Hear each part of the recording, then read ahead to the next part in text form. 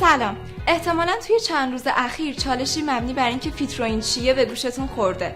فیتروین مجموعی از اپلیکیشن ها و وبسایت تناسب اندام هستش که شما با ساختن پرونده پزشکی خودتون رژیم متناسب با بدن و نیازهای تغذیه‌ایتون رو دریافت می‌کنید. شما توی این پرونده پزشکی اطلاعات شخصی، اطلاعات آنتروپومتریک مثل قد، وزن و سایر اندازه‌ها و بیماری‌ها و داروهای خودتون رو وارد می‌کنید. پرونده پزشکی شما توسط متخصصین ما بررسی میشه و رژیمی کاملا تخصصی برای شما تجویز میشه.